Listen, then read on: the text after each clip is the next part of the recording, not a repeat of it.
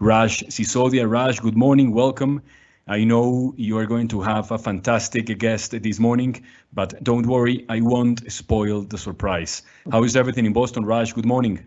Everything is great. It's snowing. It looks quite beautiful from where I'm Oh, looking. beautiful. And yeah, glad to be with all of you again and looking forward to our session today. We are down to our last three sessions. It's been an exciting journey. I'm going to share today some thoughts about my most recent book, which is called The Healing Organization, which builds on what we have been discussing and learning in this program. Oh, okay, thank you, Raj. I think you were seeing it now. Okay, you're seeing my screen now? Yes, I am. Okay. Thank you. So the title here is Healing Our World, the Role of Business. I think we all recognize that there's a great need for healing in the world, healing of multiple kinds, really. So let's talk about what that means. So this is based largely on the book, The Healing Organization, that came out in 2019. You know, if you think about our lives, life, of course, is beautiful. Life is filled with wonder and mystery and joy, and we celebrate that. But at the same time, we also recognize that life can also be tragic, and there's a lot of suffering in our own lives, but certainly in the world. I think most of us who are on this call are part of the fortunate people, but we still have suffering. But we can just imagine how much suffering there is actually in the world. As Steven Pinker has said, you know, we are living in a time of peace and prosperity. If you look at compared to historic norms, right? Prosperity is higher than it's ever been. And we are in a very peaceful time in terms of physical violence. But psychic and planetary suffering are actually on the rise. We all know about the climate change crisis. We all know about the other environmental challenges that we face. But also, if you think about the psychic suffering that people are under, the levels of depression, anxiety, and even thinking about suicide, you can see that that is already pretty high. This is data from the US, but in this pandemic, it has gone much higher. Anxiety is 25% of the population, 24% depressive, and over 10% of people actually thinking about suicide in a serious way. And even more concerning, if you look at the demographics of that, between 18 to 24-year-olds are young people who have the most to live for and look forward to. 1/4 of them in the US seriously have considered suicide during this pandemic, actually just within a 1-month period. So there is a lot of suffering out there. And if you look on the environmental side, you know, just think about this. This planet has been around for 4.6 billion years. But think about what we as human beings have managed to do in just 100 years, just the last century, right? A century of what we would describe as modern living, right? With all the conveniences and all of the things that we have become accustomed to. That in this last 100 years, 80% of the natural forests that have been around for millions of years are gone. That 30% of the land is no longer usable to produce food out of it, right? It's because of desertification and deforestation. 90% of the large mammals have been killed in the last century. 95% of the large fish in the ocean, you know, the tuna and others are gone because of overfishing. The one species of natural life that is increasing is factory farms. So animals on factory farms, the cows, the pigs, the chickens, etc. 73 billion of them are raised and killed every year on our factory farms. 100 billion fish on factory farms and another trillion wild fish, right? And what kind of lives do they have while they exist? Mostly they are in cages and they really have a tortured existence. They are fed an unnatural diet. So we are creating a lot of suffering in order to feed our own appetites. And all of this suffering accumulates. If you look at species extinction, we are living through the 5th mass extinction in the history of this planet, and the first one largely caused by human activity, that half the species with us will be gone. And you know, you look at the bees and you look at insects generally, right? I mean, that's a real catastrophe, of course, if we start to lose certain species from the ecosystem. They're all connected. And then the impact on our bodies is rising. You know, 100 years ago, cancer was relatively rare. The recent data is in the US, 45% of Americans will get cancer in their lifetime, 50% of men and about 38% of women. Think about that. This has risen from about, it used to be 25% was the estimate in the 1980s. So there's the rise of diabetes and autoimmune disorders and etc. All of these things are consequences of the kind of environment we have created, right? Largely in pursuit of business and profits. Pollution, mostly caused by business, because of how we do it, kills over 9 million people a year, which is way more than all the other reasons that people die, right? Wars, etc.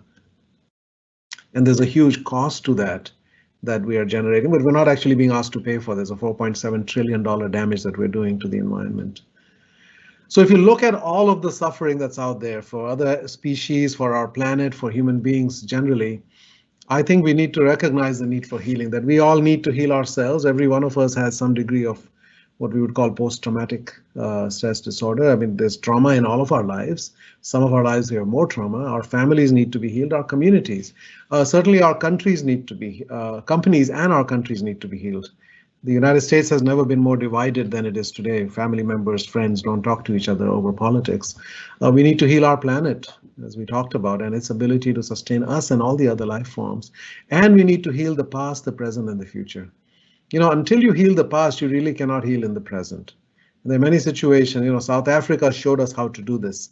Coming out of apartheid, they had the truth and reconciliation process where people had to acknowledge what had happened. They had to atone for it, apologize for it, beg forgiveness, and move on. In the United States, we haven't done that. We haven't done that for slavery. We haven't done that for the Native American population. And therefore, these things keep surfacing, right? Last year with the Black Lives Matter movement, etc., right? Because they're unhealed wounds, and we haven't done that. Until we heal that past, we cannot fully heal in the present, and we cannot be healed in the future.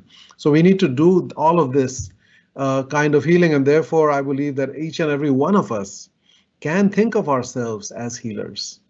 It doesn't matter if you're a CEO or a professor or a doctor or a teacher. We are trying to be a force for healing. What do I mean by that? We're trying to reduce some suffering in the world. We're trying to bring some more joy in the world. And we're trying to promote healthy growth. That's healing. And all of us can do that. As the Dalai Lama said, our primary purpose in this life is to help others. And if you can't help them, at least don't hurt them. And the fact is that we are hurting each other. Most of the suffering on this planet is caused by human beings towards other human beings or towards other life forms. And it doesn't have to be that way. There's not a requirement that in order to be in business and successful, we have to cause all of this suffering. And the fact is, unless we consciously choose to be part of the healing, we are probably part of the hurting. No CEO wakes up and says, I'm going to cause some pain for my employees or my customers, right? But because of the way in which we operate, the traditional ways, that actually does cause a lot of suffering, which we don't even recognize. So the first thing we have to do is to face up to this, to hold a mirror to ourselves and our business to say, what kind of suffering are we creating or adding to? As James Baldwin said, not everything that is faced can be changed, but nothing can be changed until it is faced. So we have to face up to the reality, right? Bear witness to the suffering. And from that, as the Buddhists say, loving action will naturally arise. So look at some of the indicators of suffering. Heart attacks are 20% higher on Mondays in the US and in the UK, and I'm sure that's true in Colombia and the other countries as well around the world, right? Our work is incredibly stressful. In fact, about 120,000 Americans die every year from the stress connected to work, not the work itself, but the way we lead, manage, and organize. The estimate is that 600,000 Chinese die every year from overwork. They had to invent a new word called guaolaozi in Japan and in China, which means death from overwork. This is the cost of our capitalist system that we are imposing. It doesn't have to be that way. And the sad irony is that even our healing professions have become places of suffering, right? Doctors, nurses, veterinarians, they are living their purpose. They're doing noble work, and yet they have higher rates of depression, anxiety, and suicide. Doctors have double the rate of suicide compared to the average population in the US. So the way we work isn't working. But it doesn't have to be this way. Done right, business can actually alleviate suffering and elevate joy. So this is not about saying we need more healing businesses, we need more yoga places and massage places and all of that. No, this is saying business itself is a healing activity. Business is about us taking care of each other, us meeting each other's needs. And we human beings are here on this planet to take care of each other, and business is a way we can do that at scale. So if I bring that energy to my business, it's a way for me to express my caring, and it's a way for me to care for you and many others at scale. That becomes a healing activity. If I say business is a way for me to make money for myself and to use you as an employee, as a customer, etc., then I'm going to create suffering in your lives. There are about 25 stories in this book, and I'll just share a couple of them very quickly to give an idea and illustrate some of these principles. The first one is a very general one. We call it the parable of the pothole.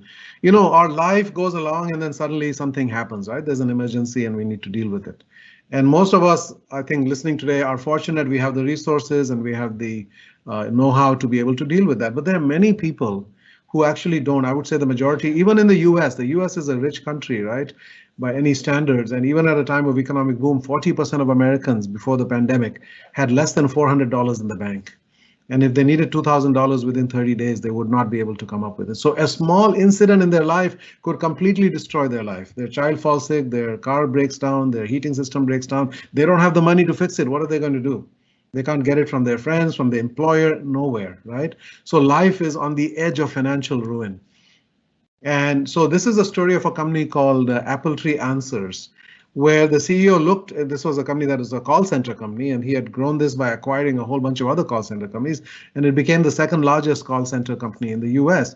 And then he started to look at it in a more systematic way. He looked at employee engagement, he looked at annual turnover, and the numbers were not that great. But then he had a hunch, he said, let me break it up by our white collar professional managers, college educated, full-time.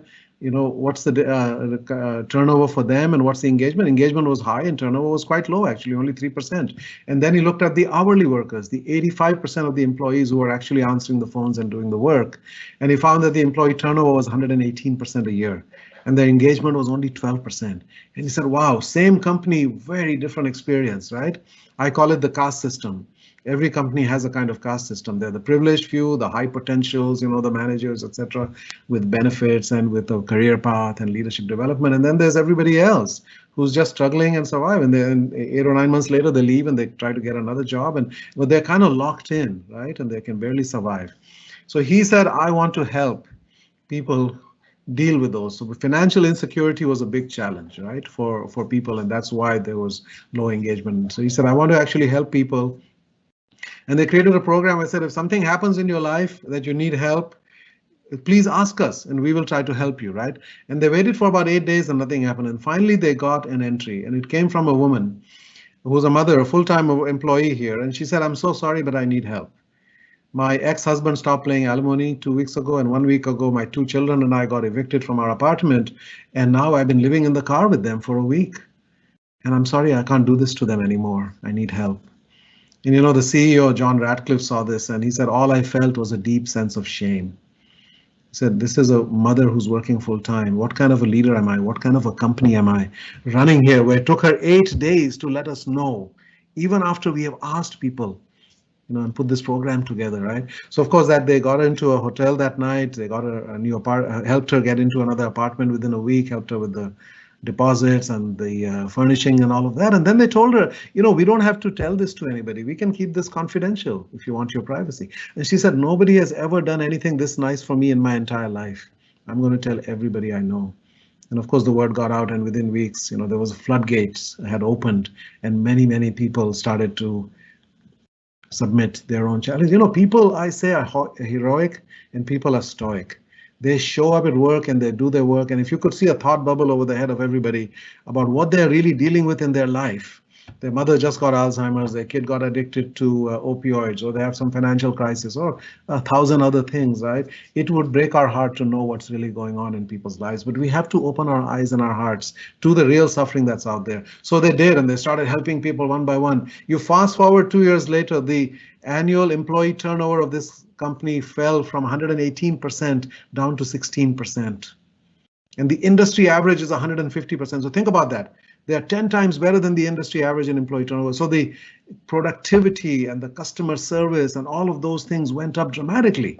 And the financial performance also improved. So all of these things that we do that are caring and loving actions towards people ultimately do have positive benefits for the business as well. But that is not why we choose to do them. And that's very important. We do the right things for the right reasons, for human reasons. You don't have to make a business case for caring. There's a human case for caring.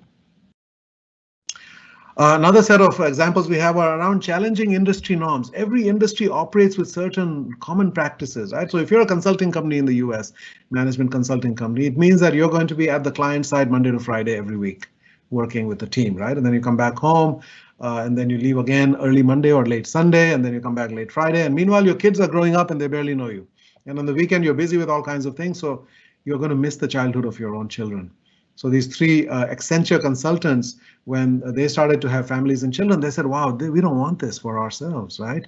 We don't want our kids to grow up without us. That's something you can never get back. That is too high a price to pay. So they said, we're going to actually leave and create our own consulting company in Atlanta, and all of our clients will be local, right? Because the children of our employees are stakeholders in our business. Think about that. Why should every business not think like that? The way we lead and the way we operate impacts the families, impacts the spouses and the children. Why should they not be considered stakeholders? So this little company now has 3 of the top 20 consultants in the country working for them. And when they grow, they simply open a new office. So they have office now in Chicago, one in Dallas, one in Charlotte, right? So all the consultants remain local to where they are. It's a small change, but makes an enormous difference in the lives of our employees. Another category we have is what I call confronting social sadness. There are many things in every society that are just heartbreaking. US, it's our criminal justice system. 70 million Americans have some kind of criminal record, the same number that have a college degree. And when you come out of that, you have a permanent record, right? So you apply for a job and there's a little box you have to check. Have you ever been convicted, etc. And then most doors are shut in your face. You cannot get a job. So Bernie Glassman, who's a Buddhist monk in Yonkers, he said, I want to start a business. I want to give people a first chance. He said, there are so many people in our country, they don't even get a first chance. Forget about a second chance. So he said, I'm going to start a bakery, and we are going to start this bakery because we want to give people jobs. He said, we don't hire people to bake brownies, we bake brownies to hire people. So they have open hiring. You put your name on a list, the next person gets hired. No background checks, no interviews. You get trained for 9 months and then you get put into a job. And this is one of them who spoke at our conference, and he was crying. He said, if it was not for this company, I would be dead or back in jail. I had been in jail 3 times. Every time I look for a job, nobody gives me a job. I end up back in jail. Now he's a training supervisor. He makes $65,000 a year. He has a daughter. He has an apartment. He has a life. So done right, business can be a place of healing for those who work there. You can leave every day physically, mentally, emotionally, socially, spiritually in a better place than when you came in that morning. Business can be a source of healing.